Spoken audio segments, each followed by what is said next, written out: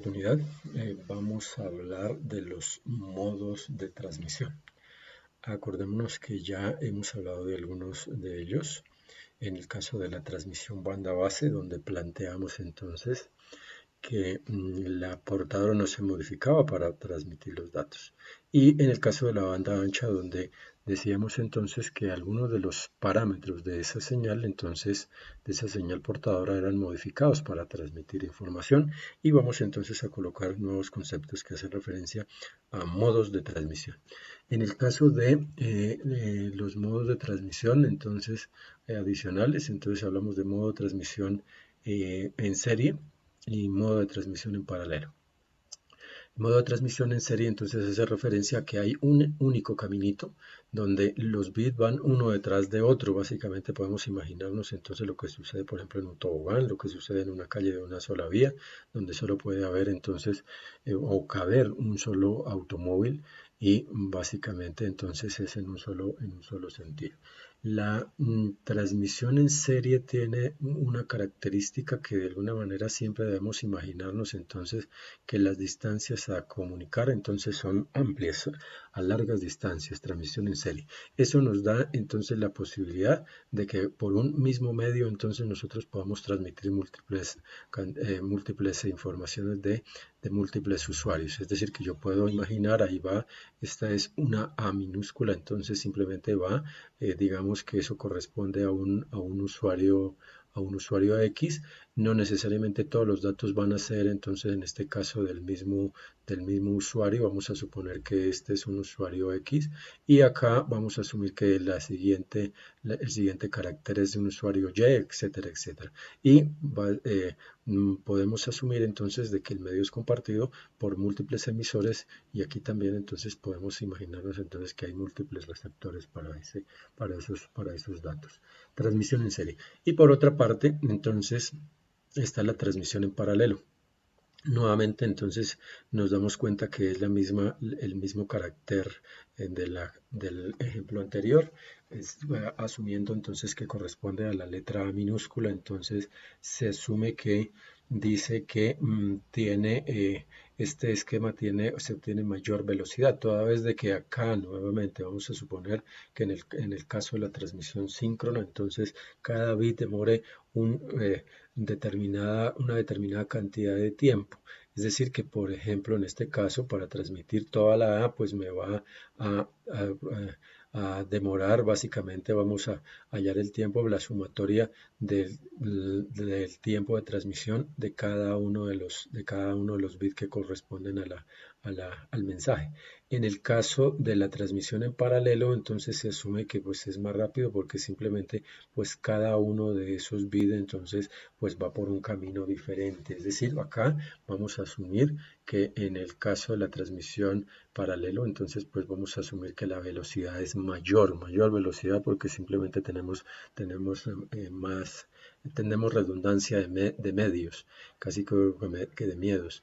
Aquí entonces se asume que en este esquema entonces la parte económica pues entra a ser muchísimo mayor. Pues acá solo tenemos entonces un solo medio, mientras que acá pues estoy asumiendo que son 8, pero en realidad en la práctica lo más probable es que son enlaces con muchísimo más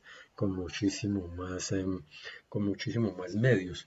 En el caso 1, entonces estamos asumiendo largas distancias. Acá lo podemos entonces imaginar a cortas distancias, donde acá la velocidad es mayor, pero la inversión también es mayor. Y en largas distancias, como lo más probable es que no podemos tener esa redundancia de medios, entonces lo más probable es que es más económico, más viable entonces transmitir en serie.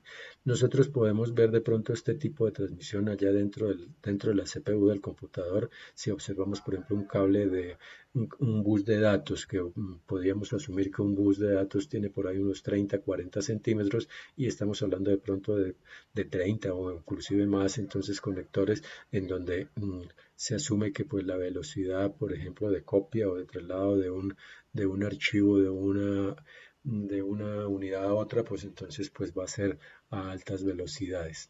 Transmisión en serie, transmisión en paralelo, ya asociada entonces a las dos modalidades que ya hemos planteado.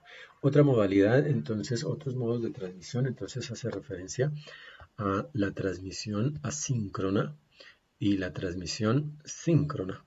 Acordémonos que en el caso de como hemos venido desarrollando la clase, entonces nosotros tenemos las dos ambientes. El ambiente síncrono cuando efectivamente entonces a través del Meet, entonces nos colocamos una cita todos y llegamos al mismo tiempo entonces a la reunión. Y en el caso asíncrono, por ejemplo, lo que sucede con el Drive, yo dejo la información y ustedes la toman cuando quieren. O en el caso de YouTube, lo mismo, simplemente están allá los datos, en ese caso los videos, y entonces si los quieren consultar, bien sea el día o la hora del día o el día que corresponda, entonces simplemente los van a mirar. Aquí hacemos referencia de pronto a algo parecido a algo parecido. En el caso de la transmisión asíncrona, entonces básicamente se asume que los dos extremos, tanto transmisor como receptor, entonces estamos asumiendo que deben tener, entonces, deben negociar un tiempo para poder transmitir. En el primer caso, entonces, dice que la transmisión asíncrona es orientada a byte o a carácter. En este caso, estamos asumiendo que es orientada a bloque. Normalmente yo coloco aquí una idea de lo que puede constituirse un bloque. Los que hicieron la consulta de calidad del servicio, principalmente por allá había una pregunta acerca del TOS, el campo TOS o Type of Service, entonces que hace referencia a la calidad del servicio, y encontrábamos lo más probable era una trama IP, donde además de los datos, entonces encontramos otra información ahí que hace referencia, en el caso del TOS, entonces era un byte, 8 bits, que hace referencia entonces al tipo de tráfico, es decir, a la forma como se va a tratar de garantizar entonces calidad de servicio en cada una de esas tramas.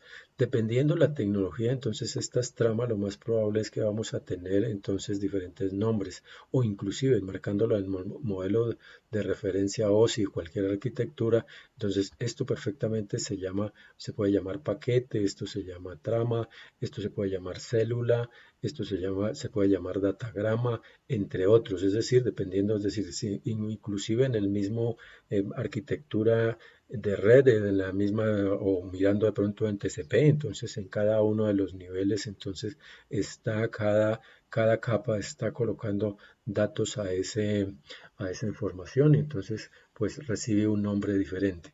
Si esto fuese IP, entonces podemos concebir, por ejemplo, de que tiene que tener un campo de dirección de origen, un campo de dirección destino. Por aquí entonces hay la necesidad de colocar entonces el número de trama para asumir de que, por ejemplo, es un archivo grande, entonces se debe fragmentar en varias tramas y yo te puedo, tengo que tener la posibilidad en el receptor de volver a ensamblar mi mensaje y yo tengo que tener referencia entonces de qué número de trama es.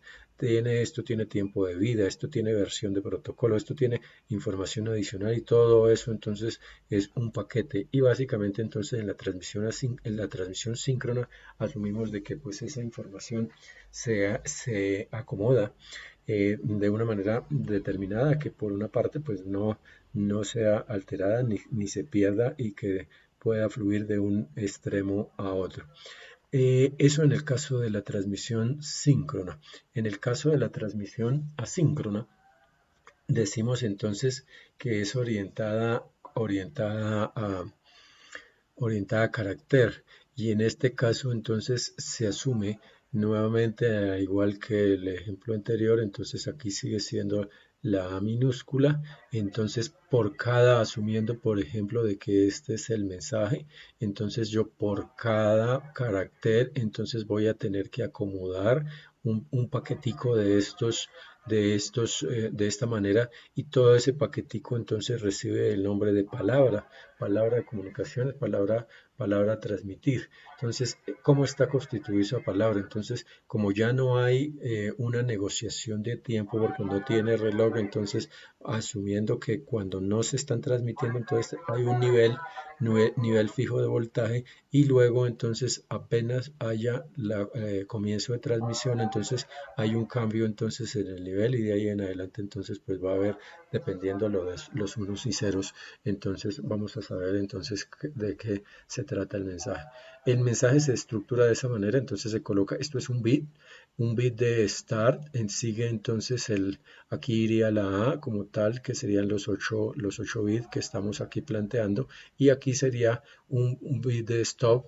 En el caso del start siempre es 1, aquí puede ser 1, 1,5 o 2, en el caso nuestro aquí lo vamos a asumir en enteros o 1 o 2, y básicamente entonces todo eso nos da entonces la palabra. En este caso entonces la A está codificada en 8 bits, más sin embargo la palabra completa en ese caso estamos hablando de que son 10 bits. Es decir, que en últimas estoy transmitiendo 10 bits y en la parte receptora solo les interesa 8. Eso nos da otro concepto que acá debe ser también importante, que es el concepto de eficiencia. La eficiencia del sistema, entonces en este caso vamos a asumirla que es el 80%, porque simplemente todos los datos que yo estoy transmitiendo, pues no los está tomando el, no los está tomando el receptor. Entonces, por cada 10 transmitidos, entonces únicamente 8 le interesan al receptor. Adicionalmente, nosotros entonces estamos hablando acá de que hay un bit, de esos 8 hay un bit especial que es como el guardián de los 7 que quedaron entonces en negro. Entonces, este bit se asume que va como a vigilar entonces lo que pasa con los adicionales. Es decir, si ustedes miran, yo dejo los 7 y los 7 efectivamente, entonces si esta es la A, entonces esto es 1, 2, 4, 8, 16, 32 y 64, 96 y esto es 97, es decir que efectivamente esa es la A y con 7 bits es suficiente para representar ese carácter. El octavo, o que no estoy adicionando más datos, o que en este caso, ya que hablo de adicionar datos, cuando yo hago esta anexión de los datos en los dos casos, estoy hablando en términos técnicos de que es la redundancia. En ese caso, la redundancia es, eh, eh, necesaria para poder acomodar el mensaje y poderlo transmitir. Entonces, en este caso, la redundancia, en el esquema que ya hicimos, la redundancia es del 20%, la eficiencia es del 80%. Y estoy asumiendo entonces de que aquí estoy diciendo que ya no son 8 los bits de datos, sino únicamente 7, es decir, que aquí ya estoy diciendo que la eficiencia va a cambiar entonces al 70%, porque de 10 transmitidos, el receptor ya no le van a interesar los 8, sino únicamente 7. Ese bit octavo entonces hace referencia a un bit de paridad y la paridad puede ser par o puede ser impar. Y la paridad por aquí está definida, entonces dice que es garantizar que el número de unos o el número de unos sea par o impar, dependiendo entonces la paridad. Si yo llego y digo que voy a este mensaje que corresponde a la A, que voy a aplicar paridad par, entonces pues básicamente yo acá tendré que hacer entonces colocar 1 para que efectivamente diga 1, diga 2, diga 3 y diga 4. Entonces, en ese caso, 4 es un número par, estaríamos asociando entonces que se completó la paridad. En últimas, les decía que ese bit lo que hace es como vigilar a los otros. Vamos a suponer que ojo, que aquí tiene que tener tanto transmisor y receptor. Claro, ¿cuál es el esquema de transmisión? Si usted dice en el transmisor que va a aplicar paridad par, debe estar enterado el receptor que lo que se aplicó fue paridad par. Entonces, si yo digo que paridad par y de pronto aquí llegó y resultó por el camino se alteró uno de los bits, entonces se me rompió la paridad, entonces yo ya sé que sucedió algo con los bits anteriores. Es decir, que me está diciendo que 5 no es lógico que 5 bits no es lógico que estén en uno en ese mensaje porque me están diciendo que es paridad par y aquí me están diciendo que 5 no es par. En el caso contrario, si es la paridad impar, entonces pues yo dejo el 0 que estaba y 3 es un número impar, entonces simplemente el octavo bit va a quedar en 0 para entrar a mirar.